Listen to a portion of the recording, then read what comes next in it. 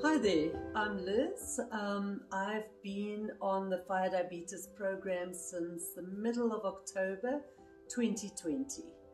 I came on it actually not expecting anything, to be honest. I received an advert for it. I didn't even open it at first. I got it by WhatsApp. And then I happened to show it to my husband, and he signed me up.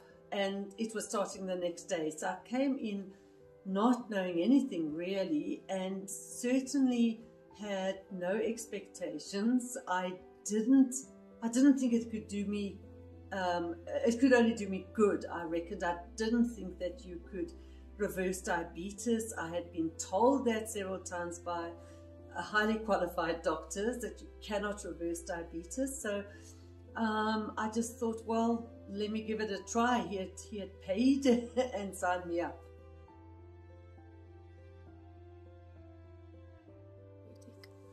So I was diagnosed with diabetes around 5-6 years before I started on this program.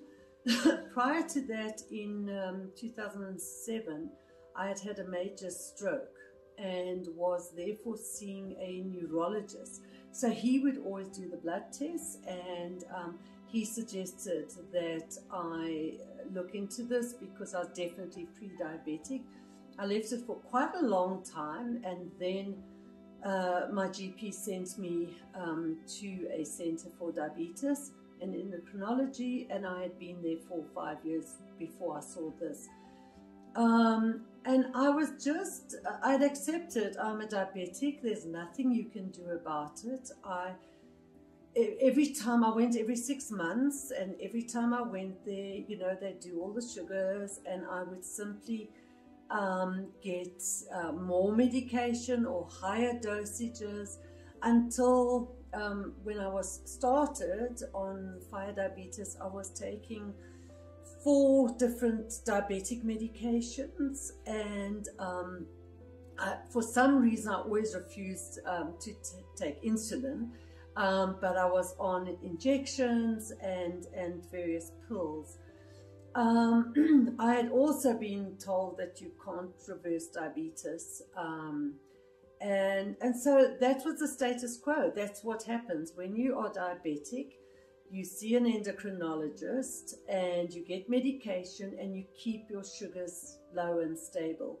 And then when they start going up, you take more medication, and then you get more and you get more. Besides that, I was also on a number of chronic medications. I had been on chronic asthma medications basically my whole life. I'm a 3rd generation asthmatic. And then because of the stroke, I was told by the neurologist as well as the endocrinologist that I would have to be on a statin for the rest of my life, and also on hypertension medication. I really hated medication. So, but that's just the way it was. And so whenever you had to go, whenever I traveled, I had this big thing of medication, had to get special permission to take a month's worth extra when I traveled overseas, and so on and so on. I was pretty overweight as well, but I just thought, you know, it's in our family. I'd kind of accepted that this is who I am. And I was in for a number of surprises. HbA1c, I think at that point was 6.9. And it had been way over 7 with all the medications.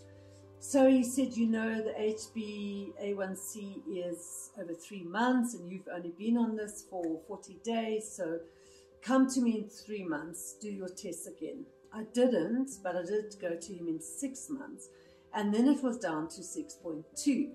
So now he was quite amazed, and he just asked many questions about it. And then I went to him 6 months later, and then my HbA1c was 6. And he actually looked at me and he said, well, you have effectively reversed your diabetes, which was pretty big of him to say, considering he doesn't believe in reversing diabetes. Hello, my name is Nathaniel Block and I'm Liz Block's son. So watching my mom on the FIRE diabetes journey was quite incredible actually. When she started it, we were all a little bit skeptical, as one is, and being someone who's interested in who studies in the medical field, a lot of the things were quite different to the norm. And watching her go through it, it was quite incredible. Watching how everything just changed, how she managed to essentially reverse her diabetes, get control of her HbA1c and her blood sugars was amazing, because that is lab results, and you can't argue with that. Watching all the weight that she lost, watching her mood change, watching her concentration change, and the way she was able to just go about work and daily living, it felt like we got a new mom. So it was very exciting, and it was an awesome challenge. It was challenging, but being young and or sort of in my 20s and going out with people, it's still difficult. Because there's all the junk food around and everything like that, but it's actually really easy to make it work because there's so many options on the course which just make it work. So yeah, it was really an awesome experience.